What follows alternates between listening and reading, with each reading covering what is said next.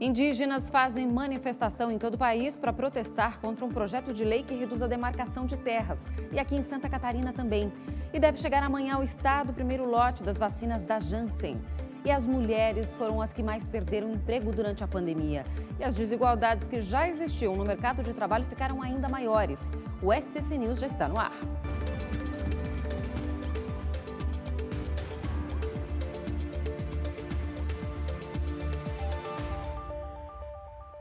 Olá, boa noite para você que está com a gente, ligado aqui no SCC SBT. A partir de agora, o SCC News traz as principais informações de todo o estado para você que mora em toda Santa Catarina. E a gente já começa falando de um susto hoje no costão da Ponta da Vigia, em Penha, no litoral norte. Um homem caiu quando fazia uma escalada ali no local. A equipe do helicóptero Arcanjo 3, melhor dizendo, fez o resgate da vítima, que fraturou uma das pernas durante essa queda. Os profissionais desembarcaram da aeronave a baixa altura e fizeram a avaliação dessa vítima, desse homem que estava machucado depois da queda. O paciente já estava recebendo atendimento dos bombeiros de Navegantes ali no local, enquanto o Arcanjo não chegava. O homem foi então encaminhado ao Hospital Marieta Conder-Bornhausen, em Itajaí. Que susto, hein? E agora vamos falar de um outro susto também. Em Blumenau, os funcionários de uma empresa de costura passaram a tarde de hoje esse susto lá no bairro Topava, Topava Norte, na cidade de Blumenau. O condutor desse veículo perdeu o controle da direção e bateu em um muro. E aí caiu, sabe onde? Em cima do telhado da empresa. Quando os bombeiros chegaram no local, o carro estava preso entre as madeiras da cobertura e um motorista, um senhor de 73 anos, estava dentro do veículo ainda. Para tirar a vítima, foi necessário arrancar a porta dianteira esquerda e cortar o volante. O idoso teve ferimentos em uma das mãos. Por sorte, as 3 pessoas que trabalhavam no local não se feriram. Já a vítima foi encaminhada ao Hospital Santo Antônio para uma avaliação. Pensa no tamanho desse susto, né? Agora a gente muda de assunto para falar de manifestações de grupos indígenas que interditaram trechos de rodovias federais e também estaduais hoje em Santa Catarina. As ocorrências foram registradas em pelo menos 3 cidades do estado. A Morgana Fernandes é quem vai trazer as informações para a gente dessas manifestações. Morgana, boa noite. Oi, Bruna, boa noite a todos. A Polícia Rodoviária Federal acompanhou essas manifestações, no Morro dos Cavalos, às margens da BR-101 em Palhoça, aqui na Grande Florianópolis. Um grupo de indígenas, manifestava, chegou a bloquear o sentido norte da BR-101 e depois, de tratativas com a PRF, desbloqueou e bloqueou o sentido sul. Eles chegaram a colocar fogo em pneus ao longo da rodovia e na semana passada um grupo também realizou uma manifestação nesse mesmo local. No oeste do estado, em Chapecó, também teve registro de manifestação, mesma situação registrada por outro grupo de indígenas.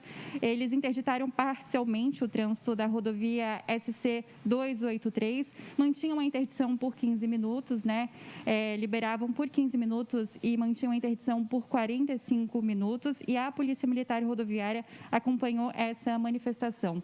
Na BR-470, em Ibirama, também houve registro, no Vale do Itajaí, desse tipo de manifestação, Bruna.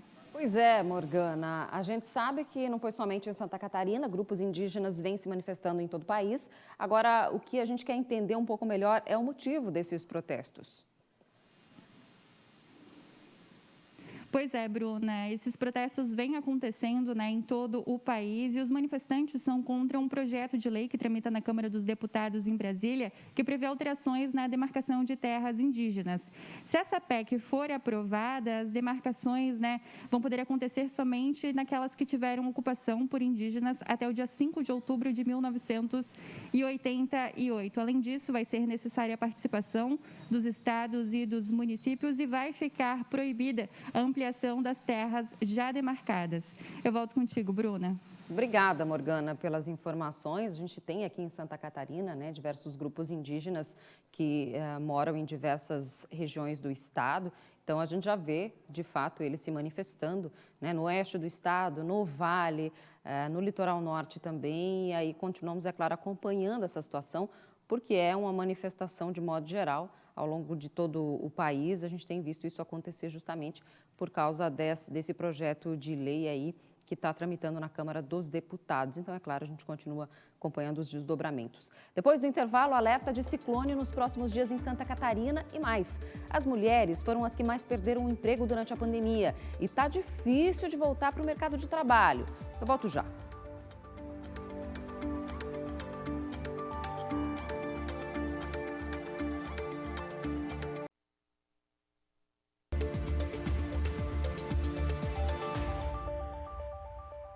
Sabe o caso do Lázaro Barbosa, o homem que está sendo procurado em Goiás há cerca de 2 semanas, depois de matar uma família inteira e ainda ferir policiais? Pois é, um aplicativo catarinense deve ajudar nas buscas pelo suspeito. É o Brasil Mais Seguro, que foi desenvolvido em Joinville, no norte do estado. O CEO do aplicativo, Edivaldo da Veiga, já está em Goiás junto com as equipes que fazem as buscas. O aplicativo já foi aprovado pelo secretário de Segurança Pública de Goiás. A população da região pode fazer denúncias relacionadas ao suspeito por meio do aplicativo. E a Guarda Municipal de Caçador, no oeste do estado, apreendeu um adolescente que estava com uma faca nas mãos em frente a uma escola estadual. O menino de 14 anos foi conduzido à delegacia. Ele disse que estava esperando um rival, que é o atual namorado da ex-namorada dele, para um acerto de contas, 14 anos. Ele ainda confirmou à polícia que integrava uma grande facção criminosa.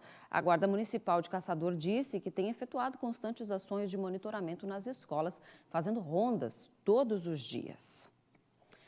Agora, mudando de assunto, tem boa notícia para Santa Catarina. O estado vai receber mais de 260 mil doses de vacinas contra a Covid-19. Entre elas está a primeira remessa de doses da Janssen, a nova vacina que é aplicada em dose única. Já temos a informação de quando essa remessa deve chegar aqui ao estado, porque a ansiedade é grande, hein, Marco Búrico? Boa noite. Boa noite, Bruna. Boa noite a todos que nos assistem. O Ministério da Saúde já confirmou que essa remessa com doses da Janssen chega ao estado nessa quinta-feira. Um total, Bruna, de 52.350 doses da vacina da Janssen que chegarão aqui ao estado.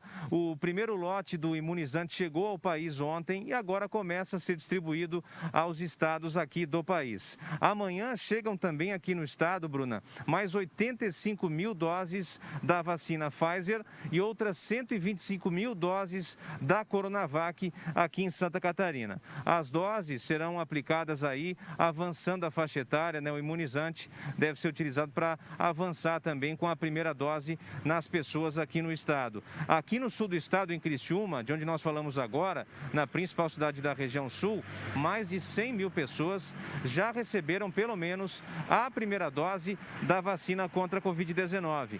No momento, restam poucas primeiras doses ainda aqui na cidade e estão sendo aplicadas a segunda dose, né, nas pessoas com 48 anos ou mais, né, e recebendo a primeira dose nessas pessoas com 48 anos ou mais e os outros grupos aí sim a segunda dose. Mas primeira dose, essas estão acabando aqui na cidade. O município, assim como os outros municípios do estado, né, aguarda com muita ansiedade, Bruna, a chegada dessas novas doses para avançar na faixa etária de vacinação contra a Covid-19. Volto com você, Bruna.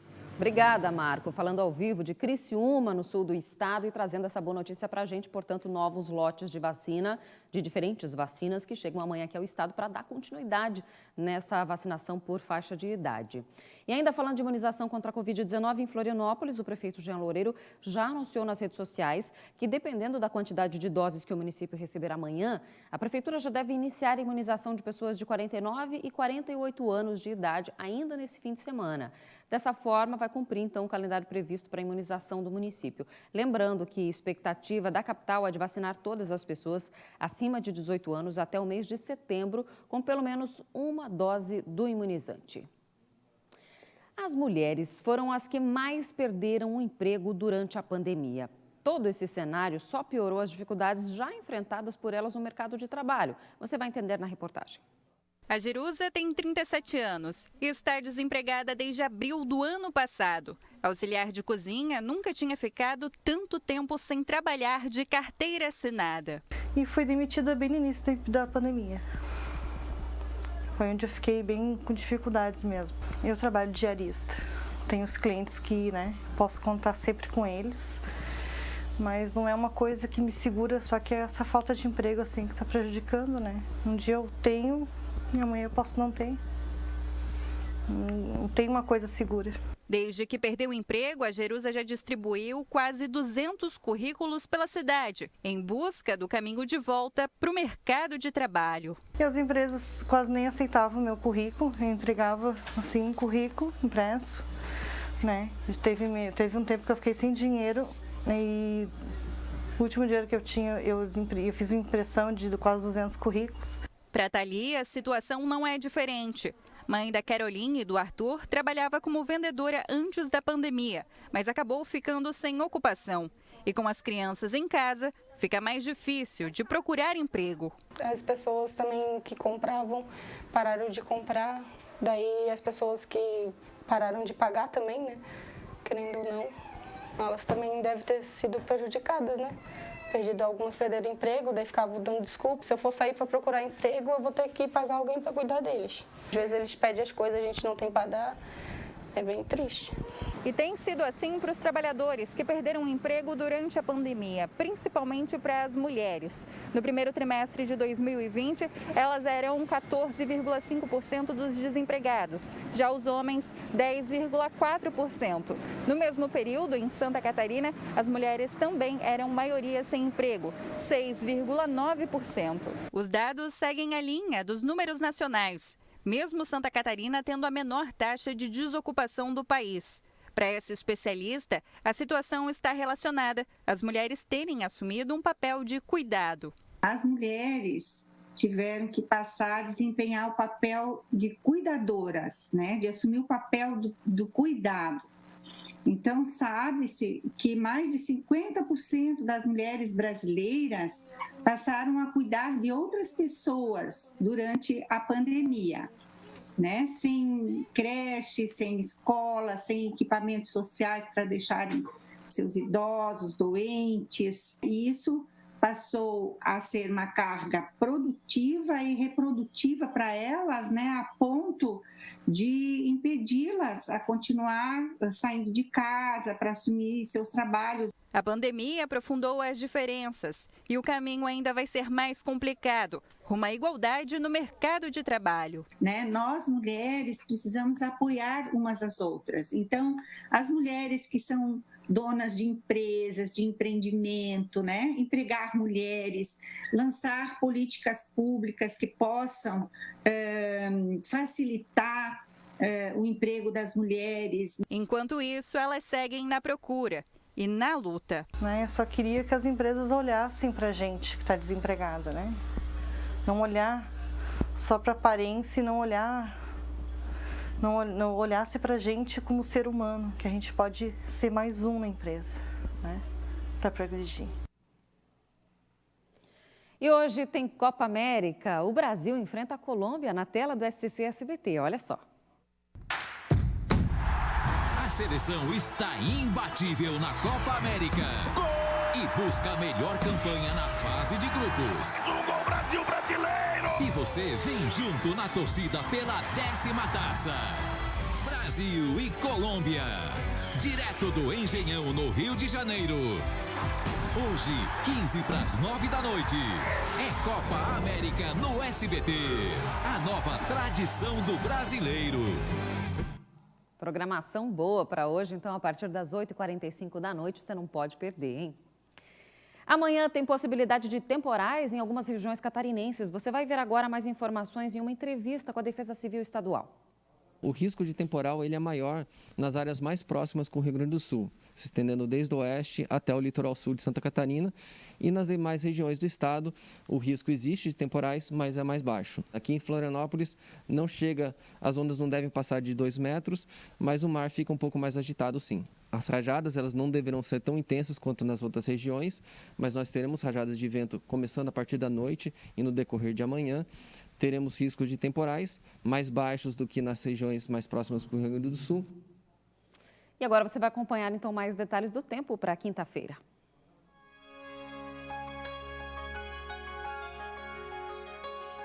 Pela manhã, o sol aparece entre nuvens, mas a partir do fim da manhã e à tarde, há possibilidade de chuva e temporais do oeste ao litoral sul. À noite, a chuva chega na Grande Florianópolis. Na capital, a máxima é de 22 graus. No norte, Joinville, sol com períodos nublados, mínima de 16. Blumenau, mínima de 15 e máxima que não passa dos 22 graus. Na Serra, em Lages, a mínima é de 10. Criciúma, máxima de 24. No oeste, em Chapecó, a mínima deve ser de 12 graus. Em Santa Catarina, a última safra do arroz foi a maior da história. As mais de 6 mil famílias catarinenses que dependem da produção do grão comemoram os números e o estado é o segundo maior produtor nacional desse alimento. Olha só. Edilvane Panhan, ou o Nani, como é conhecido no sul do estado, é agricultor há mais de 40 anos. Nessas 4 décadas, a dedicação é total à lavoura. Tem que ter amor. Se tu ir fazer um serviço sem amor pelo que tu faz, aí nem começa. E essa relação de amor com a roça vem de família. Edilvane recebeu os ensinamentos do pai e agora passa para o filho. É na propriedade dele, em Meleiro, que a teoria dá lugar à prática. Para quem vê uma boa colheita, não imagina o trabalho que dá durante o plantio. E mesmo assim, o clima também precisa colaborar. É 6 meses que tu fica ali, dependendo do clima, né? A gente faz 95%, 5%, na verdade, 95% é o tempo que é o clima que manda, né? E para o arroz, um clima favorável é aquele menos chuvoso e com bastante luminosidade. Essa combinação perfeita rendeu a Santa Catarina uma colheita de 1.256.957 toneladas, o que fez o estado movimentar quase 2 bilhões de reais. As mais de 6 mil famílias catarinenses que trabalham com a cultura do arroz comemoram os números da última safra, que foi considerada a melhor de todos os tempos, segundo o levantamento da EPAGRE. Esses números positivos foram alcançados não somente pela condição do clima e temperatura favoráveis, mas especialmente pela implantação de novas técnicas de plantio. Na propriedade do Nani foram colhidas 10 toneladas por hectare, uma média maior que o restante do estado. Foi um ano que a gente não esperava a quantia que deu por hectare, né? E colheu bem mesmo. Uma tradição para o sul do estado, responsável por 66% da produção estadual. O sul catarinense vive, a principal cultura agrícola é o arroz irrigado. Então, assim, muitas famílias vivem dessa atividade e que, felizmente, tem trazido bons números, né? E que movimenta, quando você tem uma safra boa, movimenta toda a economia local. Mas o arroz também é cultivado nas regiões de Joinville, Itajaí e Rio do Sul. Cidades que fazem de Santa Catarina o segundo maior produtor nacional do arroz. Também a nossa indústria catarinense processa todo o arroz catarinense e muito arroz que vem também do Rio Grande do Sul. Então todo esse arroz, ele além de consumo aqui de Santa Catarina, vai principalmente para regiões sudeste e nordeste. Vai para outras regiões do país, mas também é consumido dentro do estado. Hoje o preço da saca de 50 quilos de arroz custa cerca de R$ 75. Mas chegou a custar R$ 90. Preços bons para os agricultores, mas que acabam ficando salgados nas prateleiras dos supermercados. 1 quilo de arroz hoje custa em média R$ 5,50. Mesmo mais caro, é um alimento que não sai da mesa dos catarinenses. E o desejo de todos é que a próxima safra seja ainda mais positiva para os agricultores de Santa Catarina. Sem dúvida, né? Não só na mesa do catarinense, como na mesa do brasileiro. O arroz tem lugar garantido. Um arrozinho com feijão é aí o prato do brasileiro. Não tem nada mais tradicional que isso. Vamos dar uma olhada nos destaques do scc10.com.br. Tá lá um dos destaques, gente. É uma notícia que acabou vindo à tona hoje no fim da tarde. Ricardo Salles pede demissão do Ministério do Meio Ambiente, o ministro do Meio Ambiente, né? Que vem aí comandando a pasta desde o início do governo de Jair Bolsonaro. Foi alvo de operação da Polícia Federal e é investigado em inquérito. E ele pediu demissão do cargo hoje à tarde e a exoneração a pedido de Salles foi publicada em edição extra do Diário Oficial da União. E agora o ex-ministro vai ser substituído, né? Já tem um substituto ali para a pasta. O fato é que essa notícia aí está repercutindo muito no país inteiro, porque o ministro do Meio Ambiente já vinha se envolvendo em algumas polêmicas, além da questão da operação da Polícia Federal e da investigação, do inquérito. Além desse, nós temos outros destaques no scc10.com.br, que é o portal da notícia em Santa Catarina. Olha lá, a Receita libera consulta a segundo lote de restituição do imposto de renda. Portanto, se você não foi restituído no primeiro, dá uma olhada, porque de repente esse é o seu momento de restituição, pode vir em boa hora, né? Um dinheirinho aí para quem vai poder restituir, para quem não levou uma mordida do leão, esse é o momento. E tem muitos outros destaques no portal da Notícia de Santa Catarina, para você ficar bem informado enquanto a gente não se encontra, né? No tempo em que a gente não se encontra, você vai lá e acessa para ter todas as notícias. O SCC News vai ficando por aqui. Obrigada pela sua companhia, uma boa noite para você. A gente encerra com imagens de Balneário Camboriú, no litoral norte de Santa Catarina. Amanhã a gente volta a se encontrar. Cuide-se e até lá.